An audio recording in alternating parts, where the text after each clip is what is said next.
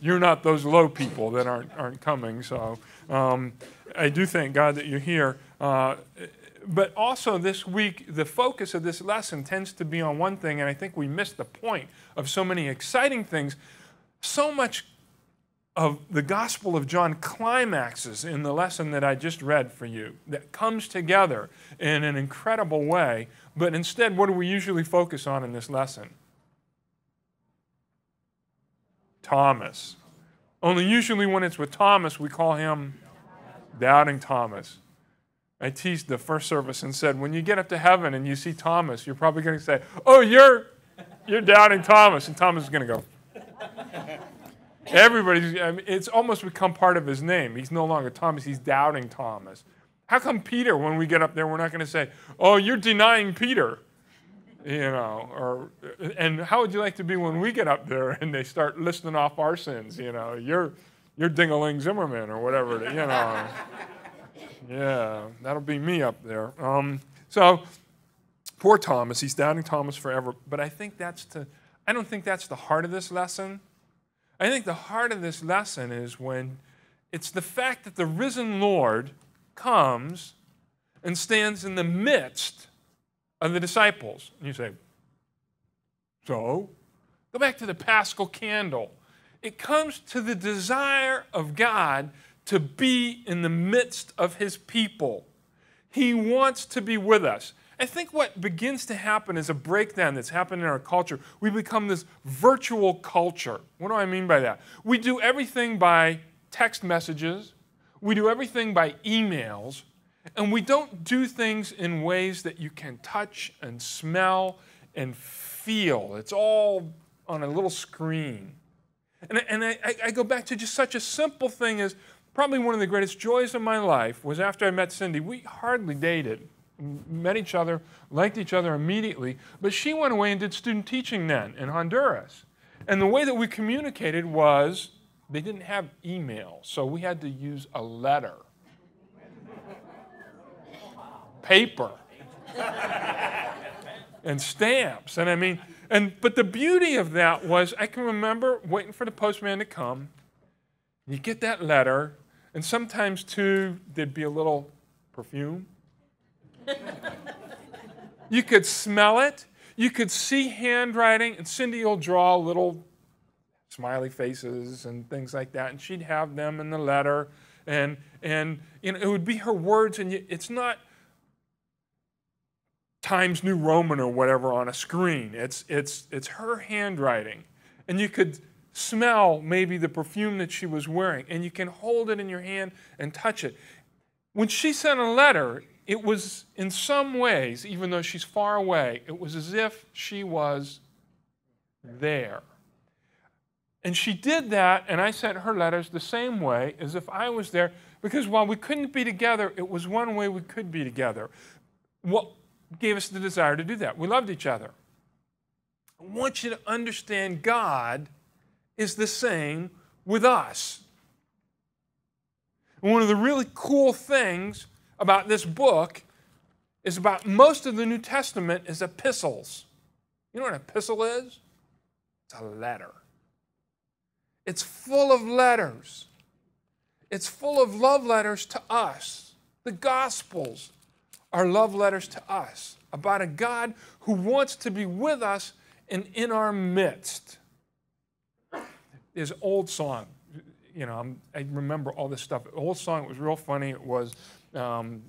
I'm going to wrap myself in paper. I'm going to use a blue ribbon to stick some stamps on the top of my head. I'm going to mail myself to you. You remember that song?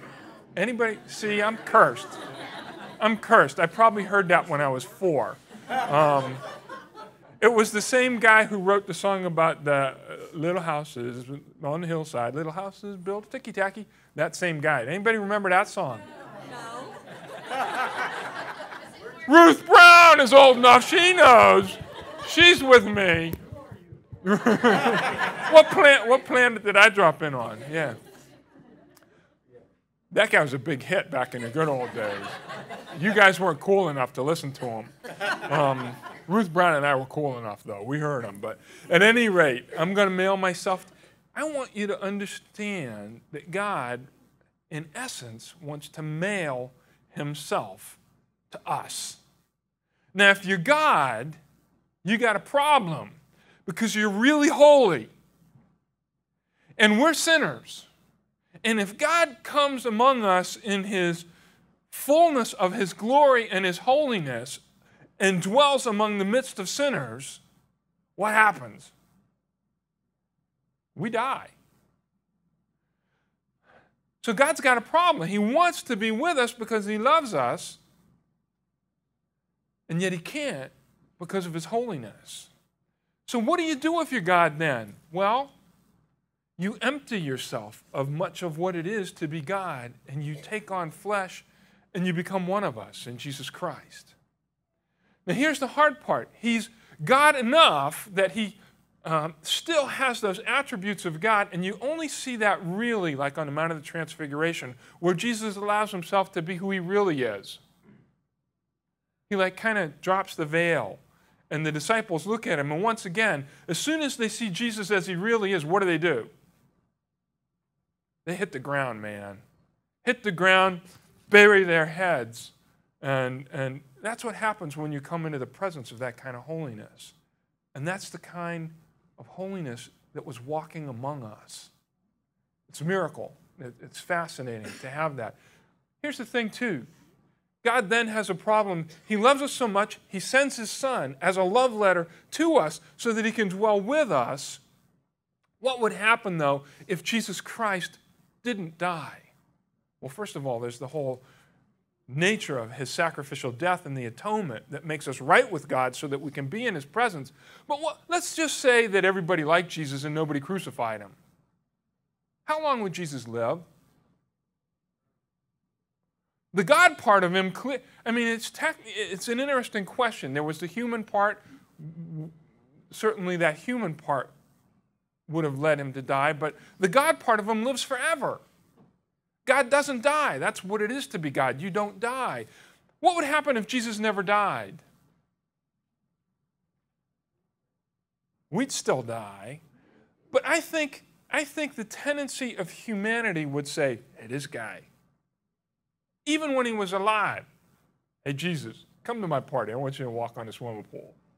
I mean, and we would turn him into a freak show.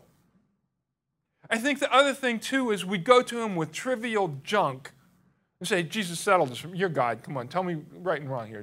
Give me this. I think he instead goes back to be with the Father, because if God was here all the time and we had all our problems and took it to him, I mean, we wouldn't have to think for ourselves. And he gave us enough information, so he says, I told you what to do. I told you what's right and what's wrong. Now do it. And if he's here, he could compel us to do it. But if he's gone, it becomes a matter of free choice. And I think that's what he really wants. He wants us to love him out of our freedom, not out of compulsion. And that's why I believe he died and was resurrected and is seated at the right hand of God. But he still wants to be among us. He still wants to send a love letter to all the people that dwell in darkness. How do you do that? That's where this lesson's important. Look at this. He comes to them and he stands among them, and the first thing he says is, peace be with you. Now that's Arabic, assalamu alaikum, Hebrew, shalom, shalom, salam, same word. Peace, common greeting over there. But when he comes, he's not just saying it just like, hi, or hello. He's saying, peace I bring with me to you, the peace of God that now you can have because you've been made right with God because of what I just did on the cross. The peace I bring is a peace beyond human understanding. Not the peace of man, but the peace of God. And that's what I come to bring to you. And in case you missed it, he says it 3 times here. After he says this, he shows them his hands and his side. Does the risen Lord still have holes in his hands? You better believe it. After he said this, then the disciples rejoiced when they saw him. And he says again, in case they missed it the first time, peace be with you. And then you get the next line. As the Father sends me, so